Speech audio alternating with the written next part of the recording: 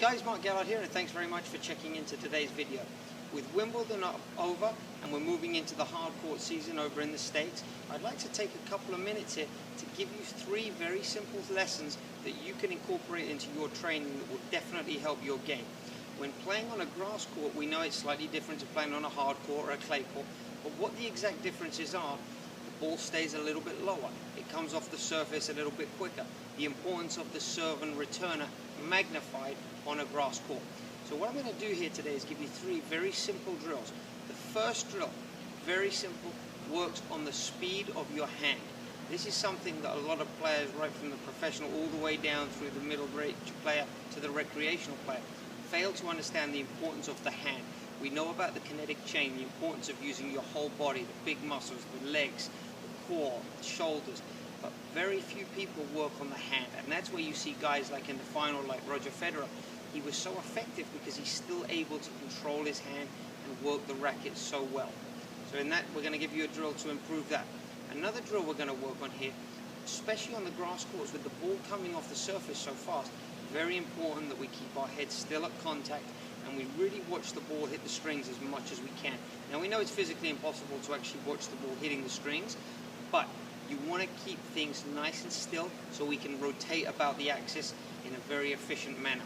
So we're going to give you a drill there, and the best player that provides us with a role model for that will be Roger Federer, but we're going to show you a very simple drill. And again, these drills will all carry over and help you on the hard courts or the clay courts. The final drill, very simple drill, very effective for your serve. As I mentioned, on the grass courts, the serve is crucial to the points, and if you watch those the tournament, Federer made it all the way up until the finals without being broken. That's an unbelievable statistic. So it shows the importance of his serve, and he doesn't have a serve that has a speed of, say, a Karlovic or an Isner or even a Roddick back when he played. It's a very efficient serve, but what he does so well is he disguises it, and he mixes up his paces and his placement. So another drill we're going to give you to work on that, and obviously that's going to carry over onto any surface, clay or hard. So take a look at these videos and hope this helps your game. Enjoy. In this first drill here, we're working on a very simple exercise where the player is moving into the court. And as you do this on a tennis court, it's very important that you start increasing the use of your hand and forearm through the shot. We're going to go through that same drill once again, but this time we'll do it in slow motion. You can see on those deep balls he's having to use his core, his legs, his kinetic chain, and really get a lot of rotation through the shot. However, as we get shorter in the court and the balls start becoming lower, he has to get the ball up and down quicker. So you'll see how low his racket head finishes in order to develop the necessary speed and swing path. Once again here, look at the leg load, core, hips all being used. Same again here, and as we get further up into the court, you will notice how much different the swing becomes because it's going to become far more used with the hand, wrist and forearm to generate the control. And this is where a lot of players fail to understand. So final time here.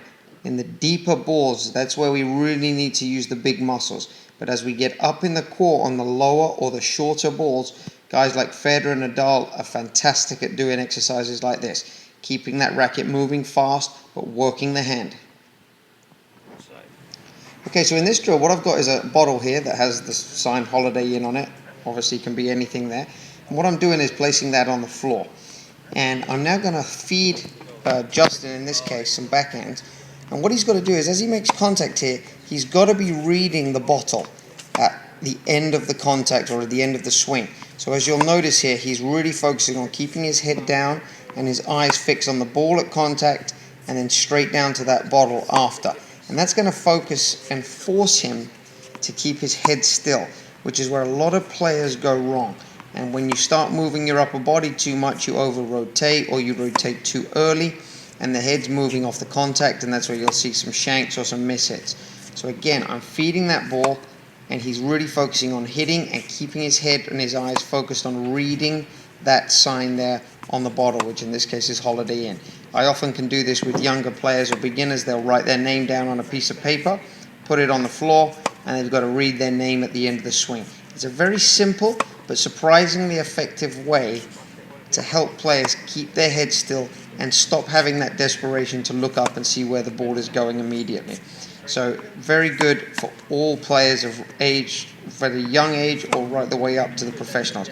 Let's have a look at the same drill now, done from behind. And once again, you'll see how he's looking down, he's focusing on the contact point and really keeping his head over it as he goes through the swing. And he's focusing on reading the bottle. So an excellent drill here, and you can work on this with your coach or feeding with friends, and it really helps there to keep the player focused on what they should be.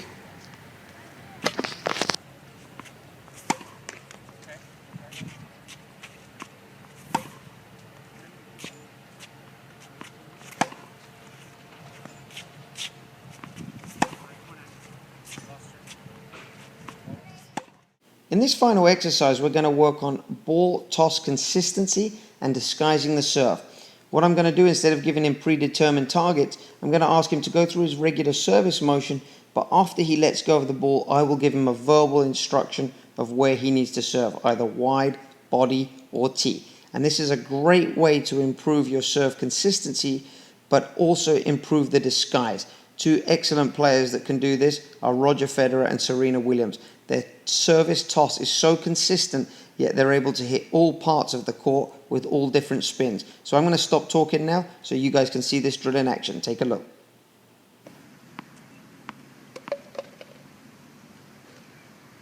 Wide.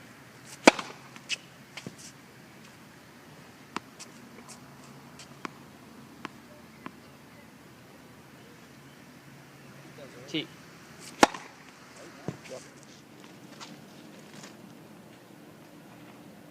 Wide.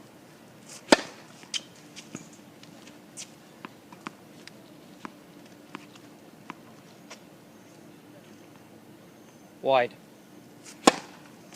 Toss was a little off there.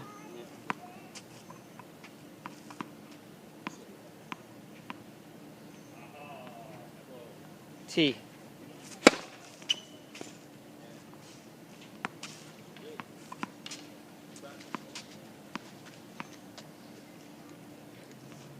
Tee. It's been a big range of your tosses already. If I was down the other side returning, I'd have a good read on that. Get the toss the same.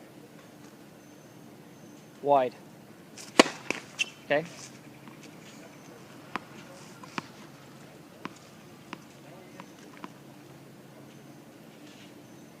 Tee. That's a good serve. Keep that toss the same for everything.